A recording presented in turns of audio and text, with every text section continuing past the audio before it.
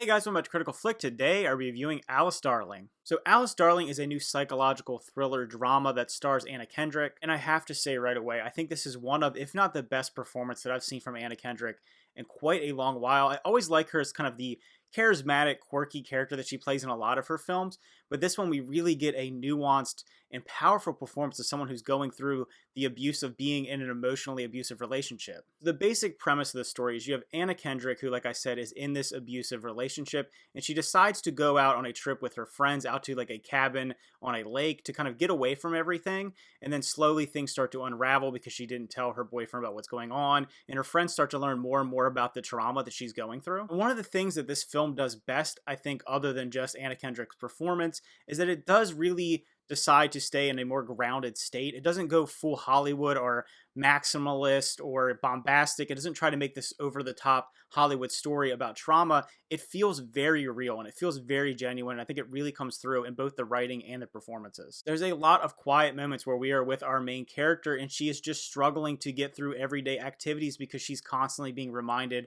of her trauma, trying to think about why she's not a good person, constantly putting herself down because of the situation that she's in. She even has some physical tics of trying to pull out her hair and rip it out. She also repeats phrases over and over again, kind of rehearses how she's going to speak, kind of a classic thing that people who suffer from this kind of anxiety or mental illness deal with. And I think the overall themes of this movie really shine through. And it also talks about the power of friendship between your friends, specifically among a group of women, and how they can come together to kind of overcome things. And I think it does it in a way that, like I said, feels very genuine. It doesn't feel like we're getting a preachy movie that's pushing maybe a Hollywood narrative. It feels very real. When you're watching it, you can really connect with these characters and understand where they're coming from. I feel like many of us have either known someone in our lives or we have been in a relationship ourselves that have kind of put us in this bad mental state, whether it be actual physical abuse or mental, social, or, emotional abuse. And I think all the supporting characters give a really good performance. I think her friends feel like genuinely fleshed out characters. They're very different.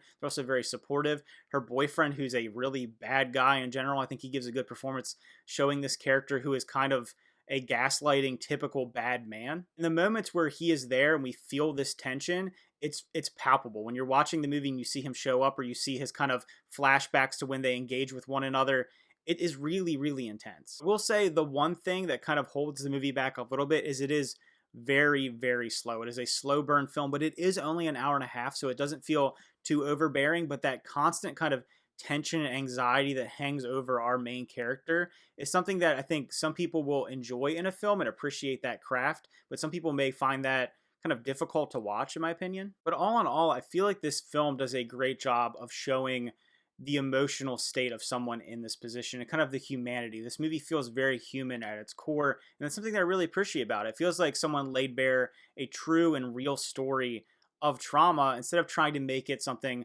that fit better on screen or was more exciting for general audiences or took the biggest, most ridiculous situation and put it there. This felt like something that people could really go through, and I think it would be a genuinely interesting film for someone who is like suffering from this type of situation to see and maybe empower people, honestly. Also, interestingly woven into the story is a subplot about a missing girl that's missing in this town that they're visiting, and it feels like the parallels of our main character and this missing girl are constantly kind of interweaving back and forth. It never really fully dives into it in a way that I think would have been a little more satisfying, but we do feel like Anna Kendrick's character is trying to find this girl in a way that she's trying to find herself.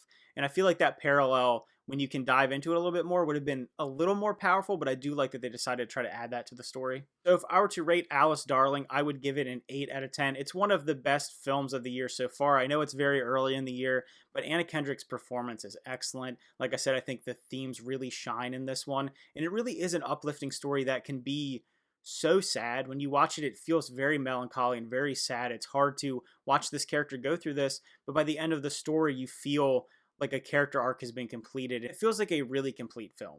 So if you end up checking out Alice Darling, let me know what you thought about it. Did you like it as much as I did? Did you like it a little bit less? Always remember to like and subscribe, and see you guys next time.